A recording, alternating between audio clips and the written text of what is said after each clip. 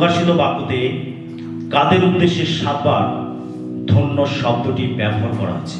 আমরা এই বিষয় নিয়ে আজকে ঈশ্বরের বাক্য থেকে ধ্যান করব। আমি বিশ্বাস করি এই বাক্য আমাদেরকে চেতনা দেবে, এই বাক্য আমাদেরকে আত্মিকভাবে তুলে ধরবে, এই বাক্য আমাদের জীবনে পরিবর্তন নিয়ে আসবে। আমি বিশ্বাস করি। আমেন। প্রকাশিত বাক্যতে মোট 7 বার এই ধন্য শব্দটি বলা হয়েছে। মোট 7 বার। ধন্য মানে হলো আশীর্বাদ যুক্ত ব্যক্তি। ধন্য যখনই শব্দটি আমরা বাইবেলে দেখি তখনই জানতে হবে যে এই ধন্য শব্দটি তাদের উদ্দেশ্যেই ব্যবহার করা হয়েছে যারা আশীর্বাদ যুক্ত ব্যক্তি। হালেলুয়া। আমরা যদি আমাদের জীবনে ঈশ্বরের আশীর্বাদ লাভ করি তবেই আমরা ধন্য হতে পারব। এবং যখনই কাউকে ধন্য বলা হচ্ছে তার মানে সে তার জীবনে কিছু আশীর্বাদ লাভ করেছে, সে ঈশ্বরের অনুগ্রহ লাভ করেছে, আর সেই জন্য তাকে ধন্য বলা হচ্ছে। ধন্য মানে আশীর্বাদ যুক্ত ব্যক্তি। প্রকাশিত বাক্য হলো বাইবেলের 66টা বইয়ের মধ্যে একেবারে শেষ বই। আমরা বাইবেলে মোট 66টা বই দেখতে পাই। কটা বই আছে বাইবেলে? মোট 66টা বই। বাইবেল হলো একটি লাইব্রেরির মতো। যেমন লাইব্রেরিতে অনেক বই রাখা থাকে, ঠিক বাইবেল আমরা জানি যে বিবলিয়স থেকে এসেছে বাইবেল। বাইবেল কথা মানে হচ্ছে পুস্তক। কিন্তু শুধু এটা পুস্তক বলে থেমে থাকলে হবে না।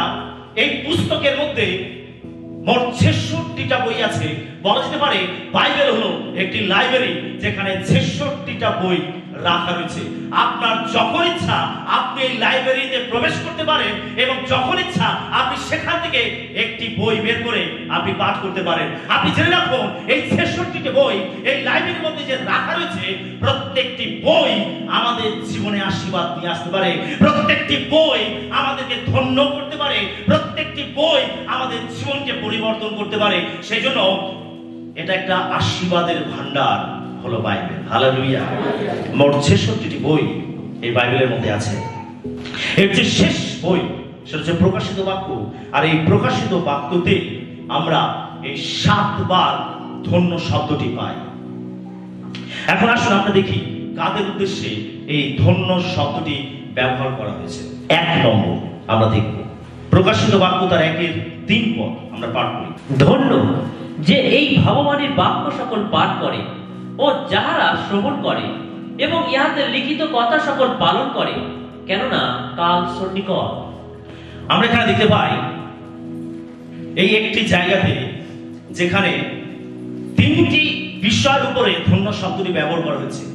1 লেখা রয়েছে যারা ঈশ্বরের বাক্য পাঠ করে, যারা ঈশ্বরের বাক্য শ্রবণ করে, যারা ঈশ্বরের বাক্য পালন করে। হালেলুয়া। দেখুন এই 7 বার ধন্যের মধ্যে যে প্রথম ধন্য শব্দটি আমরা পাই আর সেটা হচ্ছে ঈশ্বরের বাক্যের সঙ্গে সম্পর্কজনিত বিষয়। যারা ঈশ্বরের বাক্যের সংস্পর্শে থাকে, যারা ঈশ্বরের বাক্যের সান্নিধ্যে থাকে, যারা ঈশ্বরের বাক্যের সঙ্গে সময় কাটায়, যারা ঈশ্বরের বাক্যকে ভালোবাসে, আর তাদের উদ্দেশ্যে এই ধন্য শব্দটি ব্যবহার করেছে। 7 বার মধ্যে প্রথম যে ধন্য শব্দটি আমরা পাই আর সেটা হচ্ছে যারা ঈশ্বরের বাক্য পাঠ করে, যারা ঈশ্বরের বাক্য শ্রবণ করে, যারা ঈশ্বরের বাক্য পালন করে। হালেলুয়া। আপনি ধন্য তখনই হতে পারবেন যখন আপনি ঈশ্বরের বাক্য পাঠ করবেন। আপনি ধন্য তখনই হবেন যখন ঈশ্বরের বাক্য আপনি শ্রবণ করবেন। আপনি ধন্য তখনই হবেন যখন আপনি ঈশ্বরের বাক্য পালন করবেন। 3টি বিষয় ভালো করে আমরা বুঝবো। আমরা ঈশ্বরের বাক্য যখন পাঠ করি আমরা ধন্য হতে পারি। যদি আপনি ঈশ্বরের বাক্য পাঠ করেন প্রত্যেকদিন আপনি ধন্য ব্যক্তিতে পরিণত হবেন। তার মানে আপনার জীবনে ঈশ্বরের আশীর্বাদ আসবে। হালেলুয়া। যদি আপনি ঈশ্বরের বাক্য বিহীন থাকেন আপনি ধন্য হতে পারবেন না। তার কারণ আপনার জীবনে আশীর্বাদই থাকবে না। আমাদের জানতে হবে আমাদের বেঁচে থাকার জন্য আমাদের পার্থিব জগতে যা কিছু আশীর্বাদ প্রয়োজন আছে প্রত্যেকটা আশীর্বাদ ঈশ্বরের বাক্যের মধ্যে আছে। আর তাই যদি আমরা আমাদের জীবন ঈশ্বরের আশীর্বাদ পেতে চাই তাহলে আমাদের প্রত্যেকটা দিন ঈশ্বরের বাক্য পাঠ করতে হবে। যদি আপনি ঈশ্বরের বাক্য পাঠ করেন, আপনি ধন্য ব্যক্তি হবেন। আপনার জীবনে আশীর্বাদ আসবে, আপনার জীবন পরিবর্তন হবে, আপনার অবস্থা পরিবর্তন হবে, আপনার জীবন পরিবর্তন হবে, আপনার পরিস্থিতি পরিবর্তন হবে। তার কারণ আপনি ঈশ্বরের বাক্যকে প্রত্যেকদিন পাঠ করছেন। ঈশ্বরের বাক্য পাঠ করার মাধ্যমে আপনি ধন্য হতে পারেন। আপনি ঈশ্বরের বাক্য শোনার মাধ্যমে, অনেকে আছে আমরা যারা পড়তে পারি না, অনেকে রয়েছে যারা বাইবেল পড়তে পারি না, আপনি শোনার মাধ্যমে ধন্য হতে পারেন। যদি আপনি পড়তে পারছেন না, তাহলে আপনাকে ঈশ্বরের বাক্য শোনাতে মনোযোগ করতে হবে, আপনাকে ঈশ্বরের বাক্যের প্রতি কান দিতে হবে। যারা পড়তে পারে না, ঈশ্বর তাদেরকে শ্রবণ ক্ষমতা এবং তাদের ধারণ ক্ষমতা অনেক বেশি দান করে থাকে। আমেন। তারা পড়তে পারে না ঠিকই, কিন্তু তারা যেটা শোনে তারা কিন্তু সেটা মনে রাখে। আমি অনেকের জীবনে দেখেছি যারা পড়তে পারে না, কিন্তু তারা যে বাক্য শোনে তারা মনে রাখে। এটা হচ্ছে ঈশ্বরের দেওয়ার শক্তি, এটা হচ্ছে পবিত্র আত্মা দেওয়ার শক্তি। পবিত্র আত্মা তাদেরকে সাহায্য করে, তাদের স্মৃতি শক্তিকে প্রভু বৃদ্ধি করেন। সেই জন্য তারা যেটা শোনে সেটাকে তারা স্মরণে রাখে এবং তারা সেই মতো চলে। যদি আপনি পড়তে পারছেন না, আপনি পড়তে পারেন না, তাহলে আপনাকে ঈশ্বরের বাক্য শোনাতে মন দিতে হবে। আপনার ঈশ্বরের বাক্যকে শুনতে হবে। শোনা, আপনি জানেন যেটা শুনবেন সেটা আপনার জীবনে প্রভাব ফেলে। যদি আপনি ভালো কিছু শোনেন, ওটা আপনার জীবনে ভালো প্রভাব ফেলবে। আর আপনি যদি খারাপ কিছু শোনেন, ওটা আপনার জীবনে খারাপ প্রভাব ফেলবে। বলা যেতে পারে আপনার জীবনে অনেক নেগেটিভ জিনিস প্রবেশ করবে। সেই জন্য আপনাকে ঈশ্বরের বাক্য শুনতে হবে। ঈশ্বরের বাক্য শুনতে হবে। অনেক সময় যখন ঈশ্বরের বাক্য শোনার জন্য আমরা মণ্ডলীতে আসি, যখন আমরা প্রার্থনা উপাসনায় যোগদান করি, তখন শয়তান কি করে আমাদের মনকে অন্যদিকে নিয়ে চলে যায়, যাতে আমরা ঈশ্বরের বাক্য না শুনি। আমাদের মনোযোগকে নষ্ট করে, আমরা এদিক ওদিক আমরা মনোযোগ করি। আমরা ঈশ্বরের বাক্য শোনার পরিবর্তে আমরা অন্যদিকে মনোযোগ করি। ঈশ্বরের বাক্য তো হচ্ছে, ঈশ্বরের বাক্য তো চলছে, কিন্তু কি হয় আমাদের মন ঈশ্বরের বাক্যতে থাকে না। আমরা ঈশ্বরের বাক্য শুনি না, তখন আমাদের মনোযোগ অন্যদিকে যায়। আমরা তখন এদিক ওদিক তাকাই, আমরা এটা চিন্তা করি, সেটা চিন্তা করি, আমরা বিভিন্ন জাগতিক বিষয় নিয়ে চিন্তা করি। আর সেই সুযোগে শয়তান কি করে আমাদের মধ্য থেকে ঈশ্বরের বাক্যকে হরণ করে নেয়, যাতে আমরা পরিত্রাণ না পাই। আমেন। যিশু বীজ বাপকে দৃষ্টান্তে তিনি বলেছেন কতগুলো বীজ পথের পাশে গিয়ে পড়লো, আর আকাশের পাখিরা এসে সেই বীজ খেয়ে নিল। শয়তান চায় আপনার মধ্য থেকে বাক্যকে হরণ করতে, চুরি করতে, যেন আপনি পরিত্রাণ না পান। কেন শয়তান জানে যদি আপনি ঈশ্বরের বাক্য শোনেন, ঈশ্বরের বাক্য গ্রহণ করেন, তাহলে আপনি পরিত্রাণ পেয়ে যাবেন, আপনি উদ্ধার পেয়ে যাবেন, আপনি রক্ষা পেয়ে যাবেন, আপনার জীবন বদলে যাবে। সেই জন্য শয়তান আপনাকে কখনো পরিবর্তন অবস্থা দেখতে চায় না। শয়তান আপনাকে বেঁধে রাখতে চায় পাপের মধ্যে, জাগতিকতার মধ্যে। আর সেই জন্য সে আপনার মধ্যে থেকে বাক্যকে হরণ করে, চুরি করে। কিভাবে চুরি করে? যখন ঈশ্বরের বাক্য হয়, সে সময় আপনার মনোযোগ অন্যদিকে চলে যায়, আর এটা দ্বারা শয়তান আপনার মধ্যে থেকে ঈশ্বরের বাক্যকে হরণ করে নেয়। সেজন্য বাইবেল আমাদেরকে বলে, ঈশ্বরের বাক্য আমাদেরকে বলে, যারা ঈশ্বরের বাক্য শোনে তারা ধন্য। তাই যখন ঈশ্বরের বাক্য হয়, যখন উপাসনাতে ঈশ্বরের বাক্য হয়, ঈশ্বরের বাক্য চলে, তখন আপনাকে মনোযোগ দিয়ে ঈশ্বরের বাক্য শুনতে হবে। আপনার কান ঈশ্বরের বাক্যের দিকে রাখতে হবে। আমেন। Hallelujah, hallelujah. সকলে ঈশ্বরের বাক্য শুনছি, আমাদের কান ঈশ্বরের বাক্যের দিকে আছে। হালেলুয়া। প্রত্যেকে নিজের কানটা একটু ধরে, আমার কান দিয়ে আমি ঈশ্বরের বাক্যকে শ্রবণ করি। আমেন। Hallelujah, hallelujah. শয়তান যেন আপনার মধ্যে থেকে একটা বাক্যকে হরণ করতে না পারে। আমেন। আর কি, ঈশ্বরের বাক্য যারা পালন করে তারা ধন্য। দেখুন, ঈশ্বরের বাক্য পাঠ করলেন খুব ভালো, ঈশ্বরের বাক্য শুনলেন খুব ভালো, আরো ভালো। ওটা আরো ভালো হবে যদি আপনি ঈশ্বরের বাক্য পালন করেন। আমরা শুনি, আমরা পাঠ করি, কিন্তু আমরা খুব কম বিশ্বাসী আছি যারা ঈশ্বরের বাক্যকে পালন করি। ঈশ্বরের বাক্য পালন না করলে আমরা কখনো ঈশ্বরের আশীর্বাদকে লাভ করতে পারি না। ঈশ্বরের বাক্যের যে শক্তি, ঈশ্বরের বাক্যের যে পরাক্রম, ঈশ্বরের বাক্যের মধ্যে যে অনুগ্রহ আমরা তখনই লাভ করব, যেটা আমরা পাঠ করব, যেটা আমরা শ্রবণ করব, যখন আমরা সেটাকে পালন করব, তখনই আমরা ঈশ্বরের বাক্যের শক্তিকে দেখতে পাবো, তখন ঈশ্বরের বাক্যের ক্ষমতাকে আমরা দেখতে পাবো, তখনই দেখতে পাবো যে ঈশ্বর কিভাবে আমাদেরকে আশীর্বাদ করছে। ঈশ্বরের বাক্য আমাদেরকে পালন করতে হবে। মতের কিন্তু সুসমাচার 7 অধ্যায় প্রভু যিশু কি হচ্ছে 22-23 পদে তিনি বলছেন, 21 থেকে 23 পদে যিশু বলছেন, যারা আমাকে হে প্রভু বলে ডাকে তারা যে সকলেই স্বর্গরাজ্যে প্রবেশ করিতে পারিবে এমন নয়, কিন্তু যে কেউ আমার পিতার ইচ্ছা সকল পালন করে সেই পারিবে। আমেন। ঈশ্বরের বাক্য আমাদেরকে পালন না করলে আমরা কখনো ঈশ্বরের সান্নিধ্য লাভ করতে পারি না। আমরা মুখে হে প্রভু বলে ডাকছি, আমরা খুব সুন্দর আরাধনা করছি, আমরা খুব সুন্দর প্রার্থনা করছি, আমরা প্রতিনিয়ত চার্চে আসছি, উপাসনায় যোগদান করছি, কিন্তু যখন আমরা উপাসনার বাইরে পা রাখছি তখন আমরা বাক্যবিহীন জীবনযাপন করছি। ঈশ্বরের বাক্যের প্রতি বাধ্যতা যদি আমাদের জীবনে না থাকে আমরা কখনো আমাদের জীবনে আশীর্বাদ লাভ করতে পারবো না, আমরা কখনো ধন্য হতে পারবো না। সেটা আমাদের ধন্য হতে গেলে কি করতে হবে? ঈশ্বরের বাক্য পাঠ করতে হবে, ঈশ্বরের বাক্য শ্রবণ করতে হবে এবং ঈশ্বরের বাক্য পালন করতে হবে। Hallelujah, hallelujah, hallelujah. কি আমরা এই 3টি কাজ করে ধন্য হতে পারি? হতে পারি কিনা? আমেন। তো প্রথম যে ধন্য শব্দটি ব্যবহার করেছে কাদের উদ্দেশ্যে?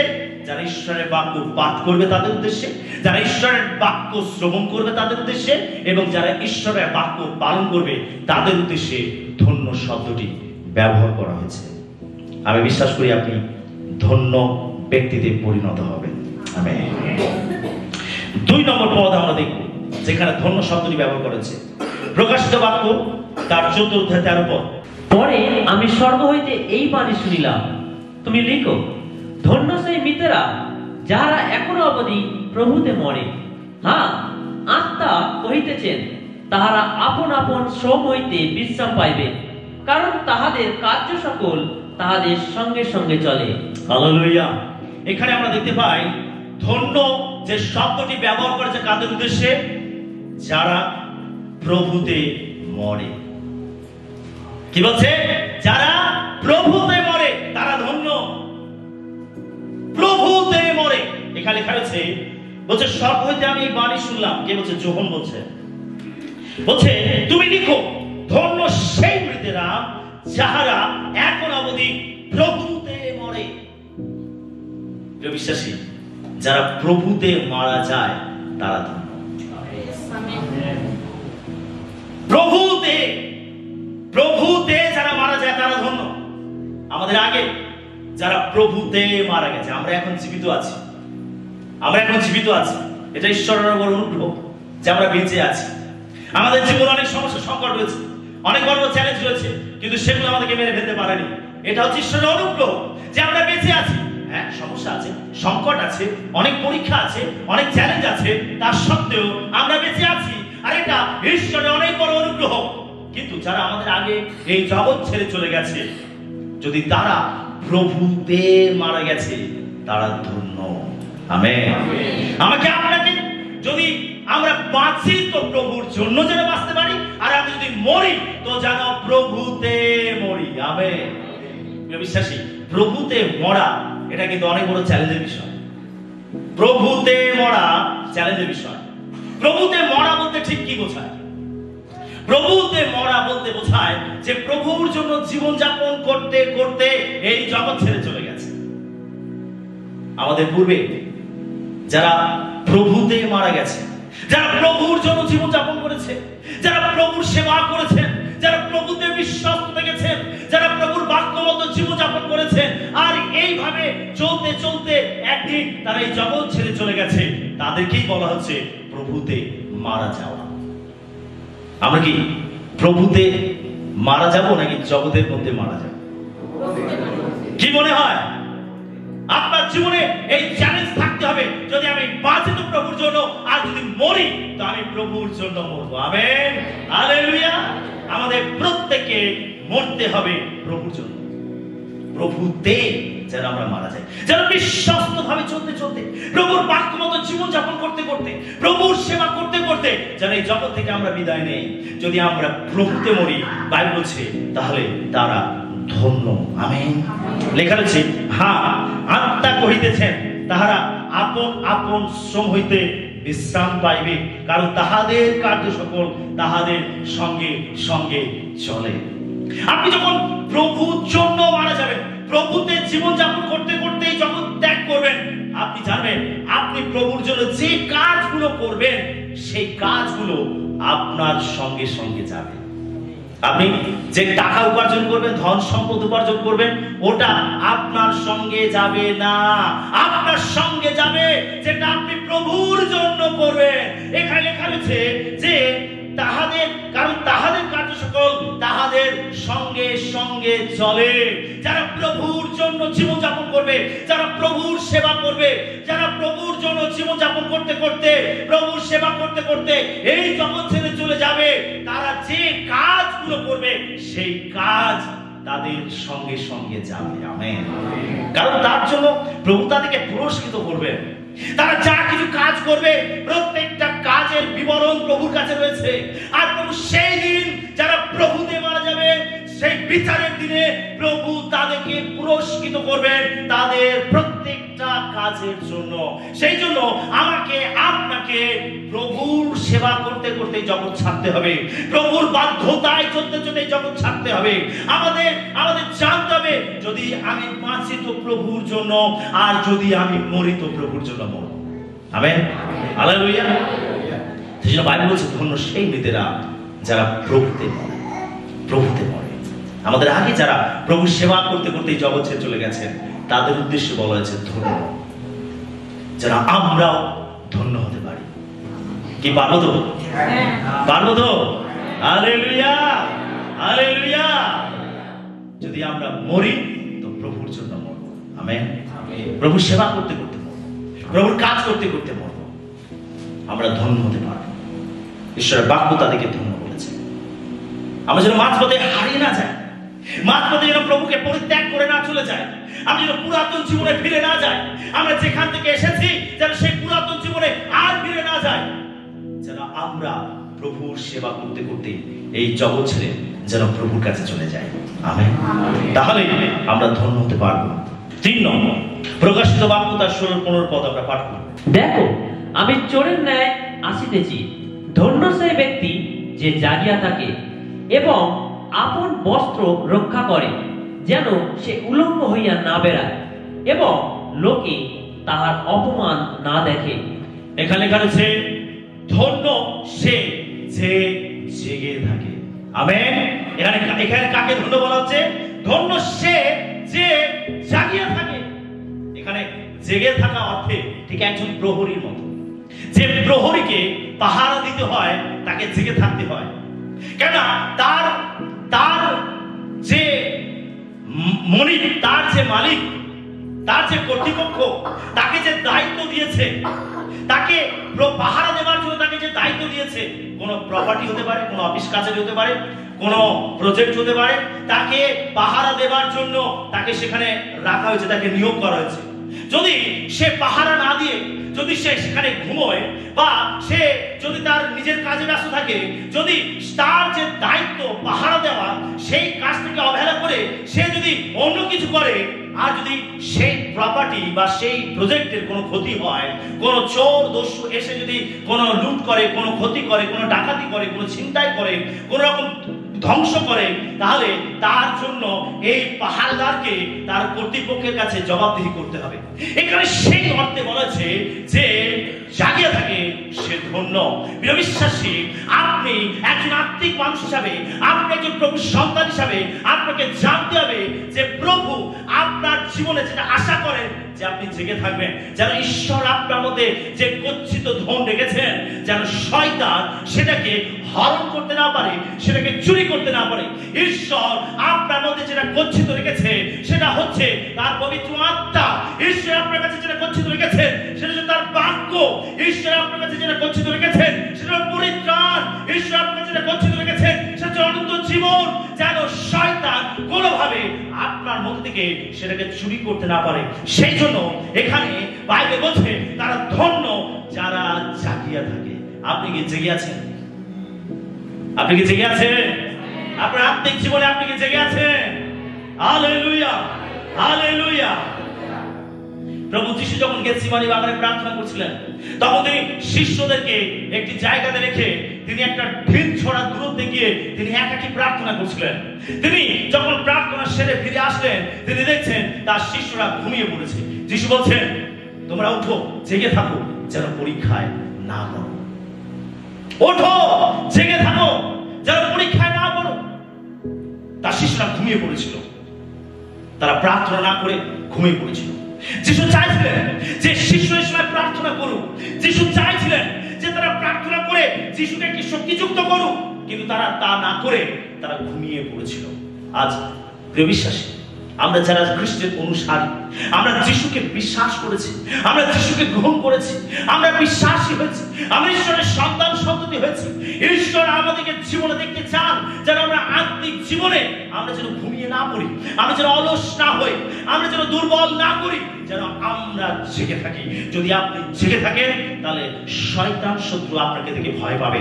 আপনাকে জেগে থাকতে হবে প্রার্থনায়, আপনাকে জেগে থাকতে হবে ঈশ্বরের বাক্যে, আপনাকে জেগে থাকতে হবে তার সেবায়। যদি আপনি জেগে থাকেন তাহলেই শয়তানের উপরে আপনি জয়লাভ করবেন, শয়তান আপনাকে আক্রমণ করতে পারবে না। যে প্রহরী ঘুমোয়, যে প্রহরী অলস, শত্রু সেই প্রহরীর পাহারা দেওয়া জিনিসকে সহজেই লুট করতে পারে, সহজেই সেটাকে ধ্বংস করতে পারে। যদি আপনি একজন অলস বিশ্বাসী হন, যদি আপনি একজন শিথিল বিশ্বাসী হন, আপনি জেনে রাখবেন আপনার মধ্যে থেকে শয়তান সহজেই ঈশ্বরের দানকে, ঈশ্বরের আত্মাকে, ঈশ্বরের শক্তিকে, ঈশ্বরের বাক্যকে সহজেই হরণ করবে। আপনার জীবন থেকে সেটাকে সে কেড়ে নেবে। Hallelujah, hallelujah. কি আপনি জেগে আছে? জেগে আছে? হালেলুয়া। যদি আপনি জেগে থাকেন, আপনাকে ঈশ্বরের বাক্য ধন্য বলেছে। আপনি পাহারা দিচ্ছেন, আপনার আত্মিক জীবনে পাহারা দিচ্ছেন, আপনি আপনার আত্মাকে পাহারা দিচ্ছেন, আপনি আপনার পরিত্রাণকে পাহারা দিচ্ছেন, আপনি অনন্ত জীবনকে পাহারা দিচ্ছেন। হ্যাঁ, ঈশ্বর আমাকে শক্তি দেন, কিন্তু আমাদের জীবনের প্রতি আমাদেরও দায়িত্ব রয়েছে। আমাদের জীবনের প্রতি আমাদের দায়িত্ব রয়েছে। ঈশ্বর পরিত্রাণ দেন, কিন্তু সেই পরিত্রাণকে রক্ষা করার দায়িত্ব আমাদেরও রয়েছে। Amen, hallelujah, hallelujah. তাই আমাদের প্রত্যেককে জেগে থাকতে হবে। 4 নম্বর বিষয়, প্রকাশিত বাক্য তার 19:9 পদ আমরা পাঠ করব। পরে তিনি আমাকে কহিলেন, তুমি লিখো, ধন্য তাহারা যাহারা মেষ শাবকের বিবাহ ভোজে নিমন্ত্রিত। আবার তিনি আমাকে কহিলেন, এই সকল ঈশ্বরের সত্য বাক্য। এখানে লেখা রয়েছে, ধন্য তারা যারা মেষ শাবকের বিবাহ ভোজে নিমন্ত্রিত। এখানে মেষ শাবক বলতে প্রভু যীশু খ্রিস্টকে বলা হয়েছে। বাইবেল আমাদেরকে বলছে যে ঈশ্বর তার পুত্র প্রভু যীশু খ্রিস্টের একটি বিবাহ ভোজের আয়োজন করছেন।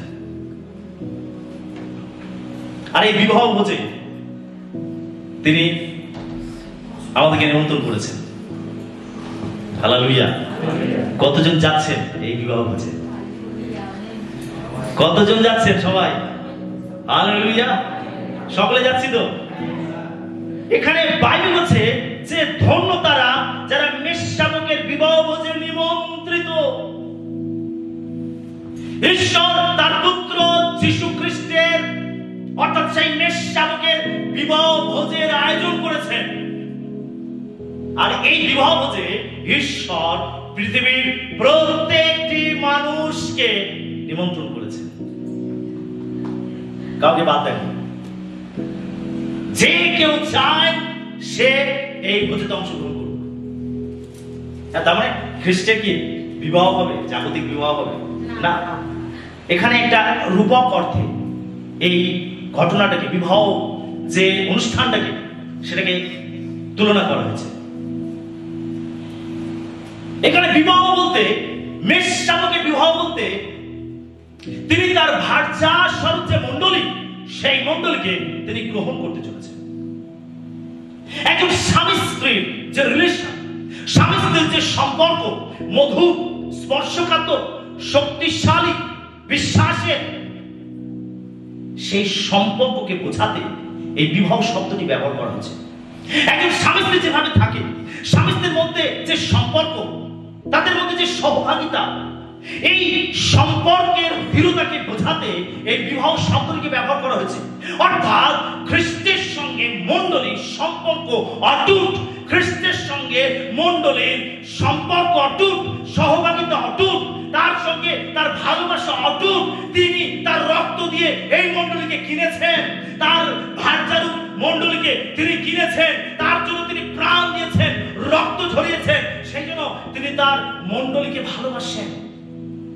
এই ভালোবাসাকে বোঝাতে এই বিবাহ শব্দটিকে ব্যবহার করা হয়েছে, একটি রূপক অর্থে ব্যবহার করা হয়েছে। না, এটা কোনো জাগতিক বিয়ে বলতে বোঝায় না, এটা একটু রূপক অর্থে ব্যবহার করা হয়েছে যাতে এই সম্পর্কের মধ্যে যে দৃঢ়তা আছে আমরা সেটাকে বুঝতে পারি। আর সেই যে খ্রিস্ট তার মণ্ডলী স্বরূপ ভার্যাকে তিনি গ্রহণ করবেন, আমাকে আপনাকে গ্রহণ করবেন, যারা তাকে বিশ্বাস করেছে, যারা তাকে গ্রহণ করেছে তাদেরকে তিনি গ্রহণ করবে। সেই দিন তিনি তাদেরকে অনন্ত জীবনে গ্রহণ করবেন, স্বর্গ রাজ্যে তাদেরকে প্রবেশ করতে দেবেন, তাদের সঙ্গে তিনি অনন্ত কাল ধরে থাকবেন। এটাকে বোঝাতে এই বিবাহ যে অনুষ্ঠানকে তুলনা করা হয়েছে, বিশ্বাসী এই ভোজে আমাদের সবাইকে নিমন্ত্রণ করা হয়েছে, যারা আমরা প্রত্যেকে এই ভোজে অংশগ্রহণ করি। এখানে বাইবেল বলছে ধন্য সেই ব্যক্তিরা যারা মেষশাবকের বিবাহ যে নিমন্ত্রিত। আমাদের প্রত্যেককে এই ভোজে অংশগ্রহণ করতে হবে। প্রভু যিশু তিনি এই ভোজের জন্য তিনি একটি বিবাহ ভোজের একটি দৃষ্টান্ত তিনি দিয়েছিলেন। একজন ধনবান ব্যক্তি আর তার পুত্রের বিবাহের অনুষ্ঠানে তিনি সমস্ত লোকেদেরকে নিমন্ত্রণ করেছিলেন, আর চারিদিক থেকে সমস্ত নিমন্ত্রিত ব্যক্তিরা সেই ভোজেতে অংশগ্রহণ করেছিল। একজন ব্যক্তি তিনি এই ভোজেতে এসেছিলেন অপ্রস্তুত হয়ে। আর এই ধনবান ব্যক্তি তিনি যখন তার অতিথিদের সঙ্গে দেখা করতে গেলেন, অনুষ্ঠান বাড়িতে তিনি যখন দেখা করতে গেলেন, তিনি সবার সঙ্গে দেখা করলেন। আর সবাই এই বিবাহ ভোজে তারা যে এসেছে, বিবাহের অনুষ্ঠানে এসেছে, প্রত্যেকে সুন্দরভাবে সেজে বুঝে পরিষ্কার পরিচ্ছন্ন এসেছে। কিন্তু এইখানে একজন ব্যক্তিকে তিনি দেখতে পেলেন যিনি অপ্রস্তুত হয়ে এসেছিলেন, তার পরনে ভালো পোশাক ছিল না, সে ভালোভাবে প্রস্তুতি নিয়ে সে নিজেকে সুন্দরভাবে সাজিয়ে গুছিয়ে এই বিবাহের অনুষ্ঠানে অংশগ্রহণ করেনি। সে হতে পারে এটি নোংরা পোশাক পরে আগোছালো ভাবে সে সেখানে প্রবেশ করেছিল। তখন সেই ধর্মীয় ব্যক্তি বলছে, আরে কে এখানে আসতে বলেছে, এই অবস্থায় কেন এসেছে? সেই ধনবান ব্যক্তি তিনি এই ব্যক্তিকে সেখান থেকে বের করে দিয়েছিলেন। বিশ্বাস আপনি যদি বলেন আমি মেষশাবকের বিবাহ ভোজে নিমন্ত্রিত, আপনি যদি বলেন আমি মেষশাবকের বিবাহ অনুষ্ঠানে অংশগ্রহণ করব, তাহলে আপনাকে অংশগ্রহণ করতে গেলে এই বিবাহ অনুষ্ঠানে যেতে গেলে আপনাকে প্রস্তুত হয়েই যেতে হবে। আমেন। যদি আপনি প্রস্তুত হয়ে না যান তাহলে আপনাকে ওখান থেকে বের করে দেওয়া হবে, আপনার হাত পা বেঁধে অন্ধকার কারাগারের মধ্যে ফেলে দেওয়া হবে। বিশ্বাসী এই বিবাহ ভোজে যারা নিমন্ত্রিত তারা ধন্য, তার কারণ তারা নিজেকে প্রস্তুত করছে এই ভোজে অংশগ্রহণ করার জন্য, এই অনুষ্ঠানে অংশগ্রহণ করার জন্য। যদি আপনি নিমন্ত্রিত হয়েছেন, যদি আপনি প্রভু নিমন্ত্রণ পত্র পেয়েছেন, যদি প্রভু আপনাকে আহ্বান করেছেন, তাহলে আপনাকে প্রস্তুত হয়ে সেখানে যেতে হবে। প্রস্তুত বলতে বোঝায় আপনার ধার্মিকতা, প্রস্তুত বলতে বোঝায় আপনার পবিত্রতা, প্রস্তুত বলতে বোঝায় ঈশ্বরের সমস্ত পবিত্রতার অলংকারে নিজেকে সজ্জিত করা। যদি আপনি এইভাবে প্রস্তুত হয়ে এই অনুষ্ঠানে অংশগ্রহণ না করেন তাহলে আপনাকে এই অনুষ্ঠান থেকে বাইরে বের করে দেওয়া হবে, আপনার হাত পা বেঁধে অন্ধকার কারাগারের মধ্যে ফেলে দেওয়া হবে, ওই অনন্ত নরক যাতনার মধ্যে। আমাদের নিমন্ত্রণ করা হয়েছে, যদি আমরা এই অনুষ্ঠানে অংশগ্রহণ করতে চাই তাহলে আমাদের প্রত্যেককে প্রস্তুত হয়ে যেতে হবে। যদি আপনার জীবনে পাপ থাকে, আপনার জীবনে অধার্মিকতা থাকে, আপনার জীবনে জাগতিকতা থাকে, আপনি অপ্রস্তুত অবস্থায় যদি এই অনুষ্ঠানে অংশগ্রহণ করেন, প্রভু আপনার হাত পা বেঁধে আপনাকে অন্ধকার কারাগারের মধ্যে ফেলে দেবেন। আমাদের দরকার প্রস্তুতি। আপনি প্রস্তুতি নিচ্ছেন? প্রস্তুত হচ্ছে? Hallelujah, hallelujah. ইসহাকের জন্য যখন গেহশী রেবিকাকে নিয়ে আসছিল, আর তখন রেবিকাকে উটের পিঠে বসিয়ে ইসহাকের জন্য তাকে সাজিয়ে নিয়ে আসছিল। দীর্ঘ পথ রেবিকা উটের পিঠে বসে আসছিল, আর ইসহাক তিনি যখন ক্ষেত্রে গেছিলেন, আর এই সময় যখন দূর থেকে রেবিকা ইসহাককে দেখতে পেয়েছিল, যদি এর আগে তাদের কোনো সাক্ষাৎ হয়নি, তখন এই রেবিকা ওই গেহশী ওই চাকরকে জিজ্ঞাসা করছেন, উনি কে? উনি যে দাঁড়িয়ে রয়েছেন এই ব্যক্তি কে? তখন এই গেহশী চাকর বলছিল, উনি আমার মালিক, উনি আপনার স্বামী। তখন রেবেকা সে রাস্তায় আস্তে আস্তে হয়তো তার পোশাকটা এলোমেলো হয়ে গেছিল, তার চুলগুলো হয়তো এলোমেলো হয়ে গেছিল, হয়তো তার অলংকারগুলো এলোমেলো হয়ে গেছিল। যখনই জানতে পারলো যে উনি হলেন তার স্বামী, আর তখনই রেবেকা কি করেছিল, তার অলংকারগুলো, তার পোশাকগুলো, তার সমস্ত বেশভূষাগুলোকে সে সুন্দর করে গুছিয়ে নিয়েছিল। তার কারণ এখন তার স্বামীর সামনে তাকে দাঁড়াতে হবে। হালেলুয়া। তাকে সুন্দরভাবে প্রস্তুত হয়ে দাঁড়াতে হবে, যেন তার স্বামী তাকে দেখে খুশি হয়, যেন তার স্বামী দেখে আনন্দিত হয়, যেন তার স্বামী তাকে গ্রহণ করে, মেনে নেয় স্ত্রী রূপে। প্রত্যেক স্বামী চায় তার স্ত্রী সুন্দরী হবে, কি তাই কিনা? প্রত্যেক স্বামী চায় তার স্ত্রী সুন্দর হবে। সে রেবেকা, সে নিজেকে সুন্দর করে সাজিয়েছিল। খ্রিস্ট চান তার প্রত্যেকটা বিশ্বাসী সুন্দর হবে। Amen, hallelujah. তিনি চান তার প্রত্যেকটা বিশ্বাসী, তার প্রত্যেকটা সন্তান সুন্দর হবে। সে অলংকার দিয়ে নিজেকে সাজাবে, সে ধার্মিকতার পোশাক দিয়ে নিজেকে আচ্ছন্ন করবে। এটা প্রভু দেখতে চান আমাদের জীবনে। সেটা বাইবেলে আমাদের সকল প্রকার ধার্মিকতা মলিন বস্ত্রের ন্যায় চিহ্ন হইয়াছে। আমাদের অনেক সময় এই ধার্মিকতার পোশাক, সাজসজ্জা নোংরা পড়ে যায়, আবর্জনাতে ভরে যায়। আমরা মলিন বস্ত্রের ন্যায় হয়ে যায়। আমাদের ধার্মিকতা মলিন বস্ত্রের ন্যায় হয়ে যায়, নোংরা, দুর্গন্ধ। আমরা নিজেকে পরিষ্কার পরিচ্ছন্ন রাখি না। আজকের আপনার জীবনের ধার্মিকতা যদি মলিন বস্ত্রের ন্যায় হয়েছে, যদি আপনার ধার্মিকতা যদি কলঙ্কিত হয়েছে, আপনাকে সেটাকে পরিষ্কার পরিচ্ছন্ন করতে হবে। সেজন্য আমাদের দরকার প্রভুর সঙ্গে সম্পর্কিতা, সেই জন্য দরকার আমাদের প্রভুর বাক্যেতে চলা, সেই জন্য দরকার পবিত্র আত্মার দানেতে নিজেকে সজ্জিত করা, বারবার নিজেকে যাচাই করা, বারবার নিজেকে অন্বেষণ করা। দাউদ ঈশ্বরের কাছে প্রার্থনা করতেন, হে প্রভু, আমার অন্তঃকরণ অনুসন্ধান করো, আমাকে দেখো আমার মধ্যে কোনো দুষ্টতার পথ পাওয়া যায় কিনা, তোমার সনাতন পথে আমাকে গ্রহণ করাও। আমাদের অনেক সময় এইভাবে নিজেকে প্রশ্ন করা উচিত, প্রভুর কাছে সাহায্য চাওয়া উচিত। প্রভু, আমাকে দেখো আমার জীবনে কোথায় ভুল আছে, তুমি দেখো আমার জীবনে কোথায় দুর্বলতা আছে, আমার জীবনে কোথায় পাপ আছে, তুমি দেখো প্রভু, আমার জীবন থেকে এগুলোকে দূর করো। বারবার আমাদেরকে যাচাই করার প্রয়োজন আছে। আর এটা আমরা তখন সুযোগ পাই যখন বিশেষ করে আমরা প্রভুর ভোজের উপাসনায় অংশগ্রহণ করি। আমেন। কেন সেখানে বাইবেল বলে যে অযোগ্য রূপে এই মেজের সঙ্গে আসবে সে যিশুর রক্তের দায়ী হবে। আমরা যখন প্রভুর যে অনুষ্ঠানে অংশগ্রহণ করি তখন আমরা নিজেদেরকে যাচাই করার সুযোগ পাই, আমাদের জীবনে তল্লাশি করার সুযোগ পাই। বিশ্বাসী শুধু প্রভুর বোঝ নয়, কিন্তু যখনই আমরা ঈশ্বরের কাছে প্রার্থনায় মিলিত হই, আমরা তার সঙ্গে সহযোগিতা করার জন্য আসি, সেটা উপাসনায় হতে পারে, ব্যক্তিগত প্রার্থনায় হতে পারে। আমাদের অবশ্যই এই প্রার্থনার মধ্যে একটি বিষয় রাখা উচিত, আমাদের পাপ স্বীকার। আমাদের প্রত্যেকটা প্রার্থনার মধ্যে এই পাপ স্বীকারটা রাখা উচিত।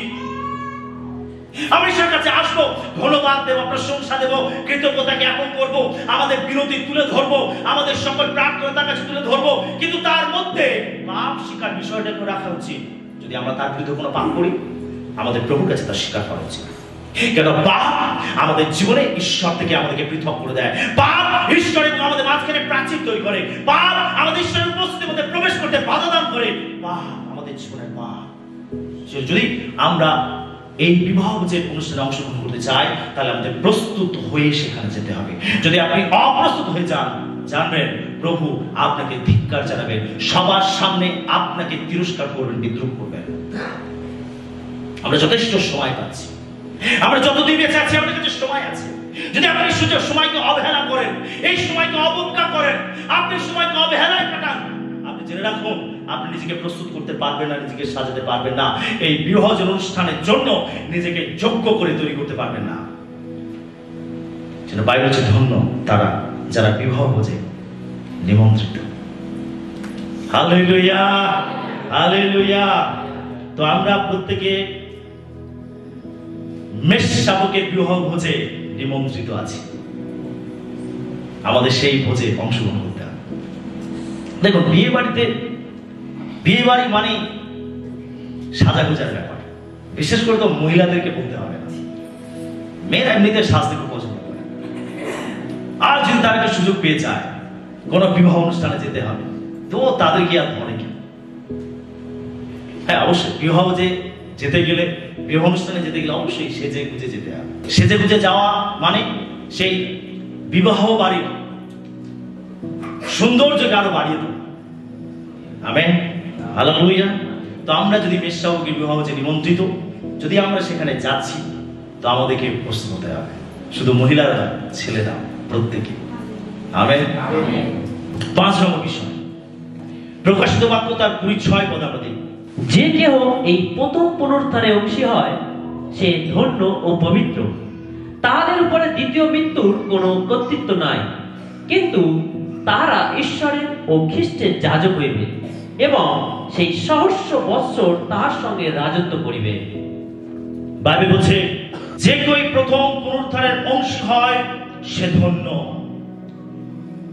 আমার 5 নম্বর বিষয় দেখব, যারা প্রথম পুনরুত্থানে অংশী হয় তারা ধন্য। তারপরে দ্বিতীয় পুনরুত্থান রয়েছে।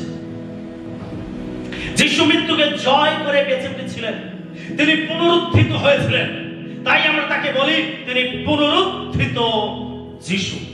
তিনি পুনরুত্থান করেছিলেন, তিনি মরেছিলেন, মৃত্যুকে জয় করে বেঁচে উঠেছিলেন। তিনি কথা দিয়েছেন যারা তাকে বিশ্বাস করবে তারাও পুনরুত্থিত হবে। হালেলুয়া। বাইবেল বলছে ধন্য তারা যারা প্রথম পুনরুত্থানের অংশী হয়। বিশ্বাসী, প্রথম পুনরুত্থান আমরা শুনবো ভালো করে। প্রথম পুনরুত্থান এবং দ্বিতীয় পুনরুত্থান, দুটো পুনরুত্থান আছে। বাইবেল আমাদেরকে দুটো পুনরুত্থানের কথা বলে। আমরা ভ্রান্ত হব না, শুনুন ভালো করে, বুঝবো বিষয়টি। প্রথম পুনরুত্থানের অংশী যারা, তাদেরকে ধন্য বলা হয়েছে।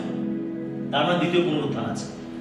যারা দ্বিতীয় পুনরুত্থানের অংশী হবে তাদেরকে ধন্য বলা হয়নি। যারা প্রথম পুনরুত্থানের অংশী হবে তারা ধন্য। বিশ্বাসী, প্রভু যীশু খ্রিস্ট এই পৃথিবীতে দ্বিতীয়বার ফিরে আসেন। কতজন বিশ্বাস করে? সবাই বিশ্বাস করি। হালেলুয়া। যিশু দ্বিতীয়বার এই জগতে ফিরে আসছেন। এবারে তিনি বিনা পাপে এই পৃথিবীতে ফিরে আসবেন। প্রথমবার তিনি এসেছিলেন মানুষ হয়ে। তিনি প্রথমবার এসেছিলেন, তিনি মানুষের মতো জন্ম নিয়ে এই জগতে এসেছিলেন। তিনি আমার আপনার তো মানুষ হয়ে এই জগতে তিনি জন্মগ্রহণ করেছিলেন। কিন্তু তিনি দ্বিতীয়বার আর এই জগতে জন্মগ্রহণ করে আসবেন না। তিনি দ্বিতীয়বার আসবেন সরাসরি স্বর্গ থেকে। হালেলুয়া। আর বাইবেল বলছে প্রত্যেকটা চোখ তাকে দেখবে, প্রত্যেকটা চোখ তাকে দেখবে। তার দ্বিতীয় আগমন গোপনে হবে না, গোপনে হবে না।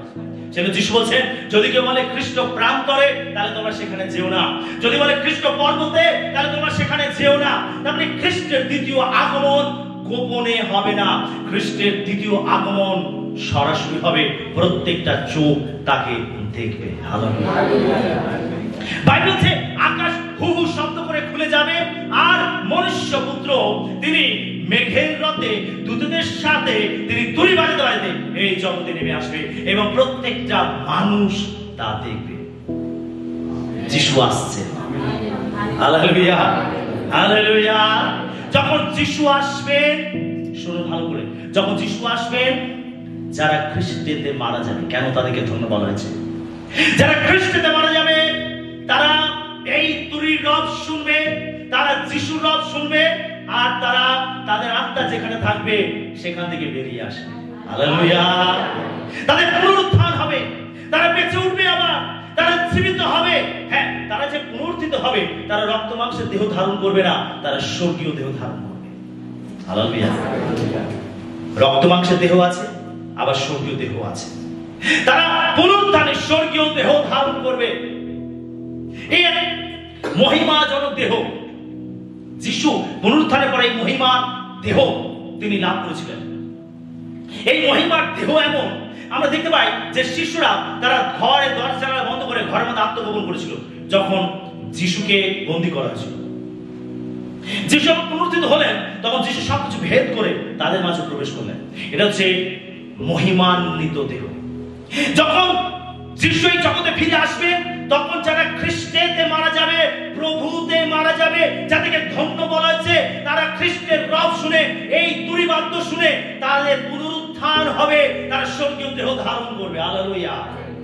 যারা প্রভুতে মারা যাবে না তারা এই প্রথম পুনরুত্থানের অংশী হতে পারবে না। শুনছেন সকলে?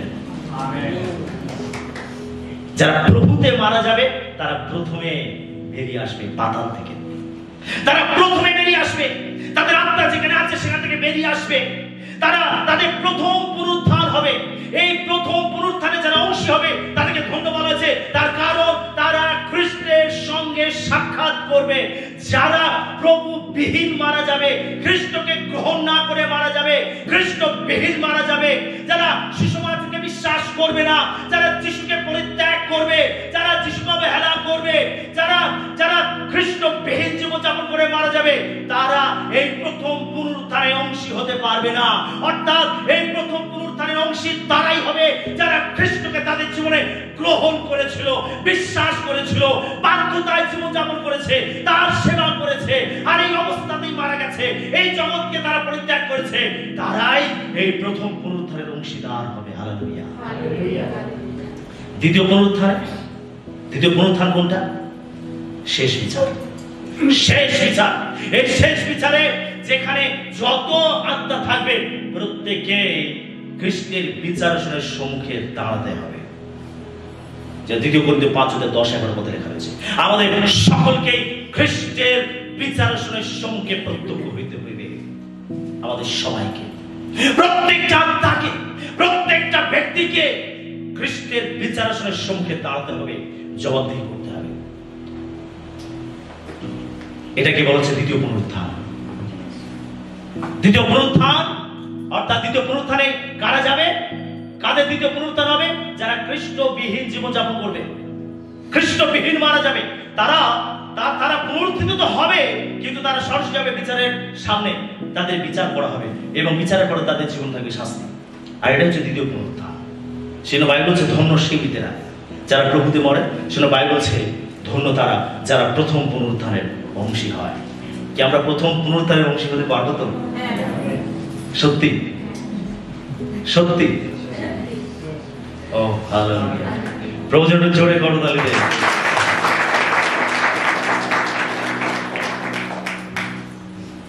6 নম্বর প্রকাশিত বাক্য তার 22:7 আর দেখো আমি শীঘ্রই আসিতেছি, ধন্য সেই জন যে এই গ্রন্থের ভাববাণীর বচন সকল পালন করে। এখানে আরেকবার ধন্য বলা হচ্ছে।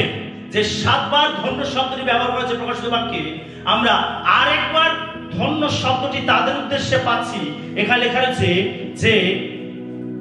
যে যারা এই বাক্য সকল পালন করে তারা ধন্য।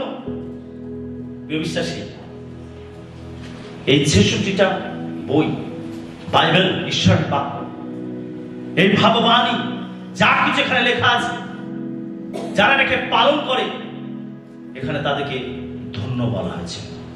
7 বারের মধ্যে 2 বার ধন্য তাদেরকে বলা হয়েছে যারা ঈশ্বরের বাক্য পালন করে। বিশ্বাসী, যদি আমরা ঈশ্বরের বাক্য পালন না করি আমরা কেউ ধন্য হতে পারবো না। বহু মানুষ প্রার্থনায় আসে, বহু মানুষ উপাসনায় আসে, কিন্তু খুব কম মানুষ আছে যারা ঈশ্বরের বাক্যকে পালন করে। আপনি কি ঈশ্বরের বাক্যকে পালন করেন? আপনি নিজেকে যাচাই করে দেখুন, আপনি কি ঈশ্বরের বাক্যকে পালন করেন? প্রশ্ন করুন নিজেকে, আপনি কি ঈশ্বরের বাক্য মতো জীবনযাপন করেন? আপনি কি ঈশ্বরের বাক্য যা কিছু শোনেন, যা কিছু পাঠ করেন, আপনি যেটা বুঝতে পারেন, জানতে পারেন, আপনি কি সেই মতো জীবনযাপন করেন?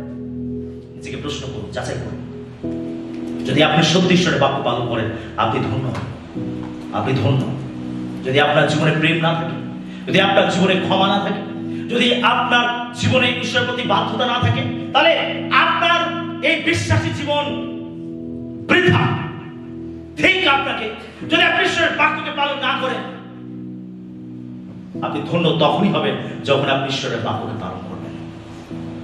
আমরা অনেক সময় নিজেদের ইচ্ছাকে আমরা সিদ্ধ করতে চাই, আমরা নিজেদের ইচ্ছাতে চলতে চাই। ঈশ্বরের বাক্যকে পালন না করে আমরা অনেক সময় স্বেচ্ছাচারী হই।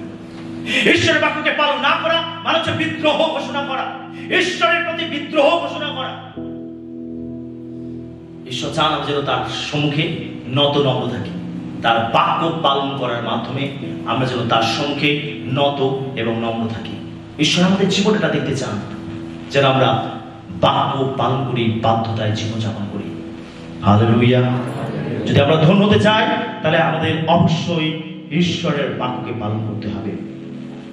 শেষ যে বিষয়টি আমরা দেখবো সেটি হচ্ছে প্রকাশিত বাক্য তার 22-14 পদ। ধন্য তাহারা যাহারা আপন আপন পরিচ্ছদ ধৌত করে, যেন তাহারা জীবন বৃক্ষের অধিকারী হয় এবং দ্বার সকল দিয়া নগরে প্রবেশ করে। এখানে লেখা রয়েছে, ধন্য তারা যারা নিজেদের পরিচ্ছদ ধৌত করে, নিজেদেরকে পবিত্র করে।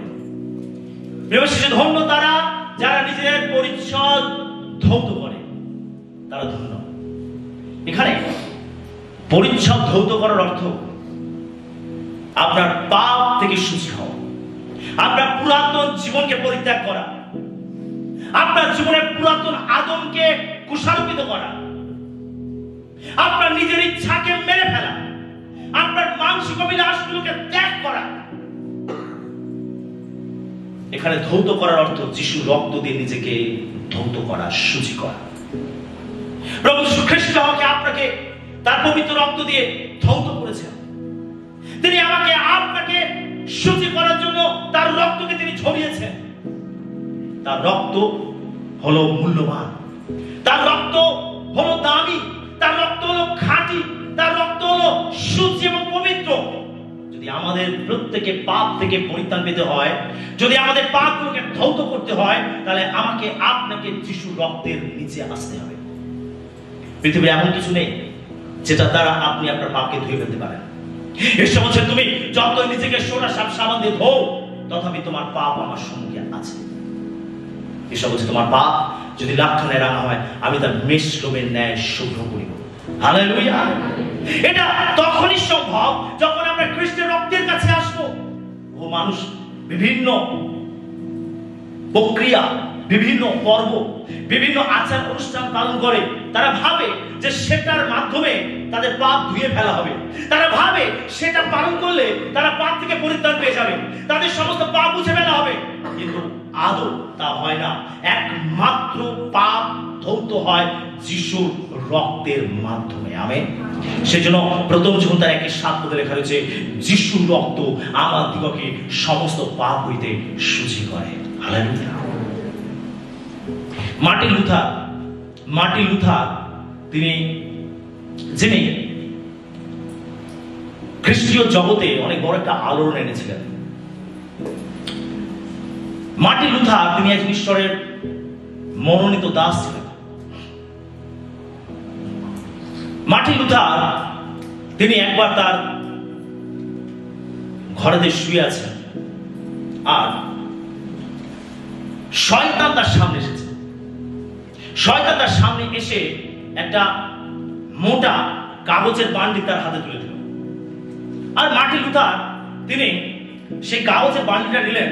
তিনি সেই কাগজটাকে উল্টে উল্টে দেখলেন যে সেখানে অনেক পাপের কথা লেখা আছে, আর প্রত্যেকটা পাপ তার নিজের পাপ। অর্থাৎ মার্টিন লুথার যে পাপগুলো করেছিল, সেই পাপগুলো একেবারে সেই কাগজের বান্ডিলের মধ্যে সমস্ত পাপের কথা অক্ষরে অক্ষরে সব লেখা রয়েছে। মার্টিন লুথার যত একটা করে পেজ উল্টাচ্ছে আর দেখছে তার জীবনের সমস্ত খুঁটি নাটি, সমস্ত পাপের কথা সেখানে লেখা রয়েছে। যখন এইভাবে লেখা রয়েছে, তিনি মার্টিন লুথার তিনি দেখলেন, আর তিনি বান্ডিলটাকে রোল করলেন। রোল করে তার উল্টো পারে তিনি একটা পেন দিয়ে লিখে দিলেন, যিশুর রক্ত আমাকে সমস্ত পাপ হইতে শুচি করে। আর সেই বান্ডিলটা নিয়ে তিনি শয়তানের হাতে তুলে দিলেন। শয়তান সেটা দেখে মুখ নিচু করে লজ্জিত হয়ে সেই ঘর থেকে বেরিয়ে গেল। হালেলুয়া। শয়তান আপনাকে দেখাতে চায় আপনার জীবনের প্রত্যেকটা পাপগুলো।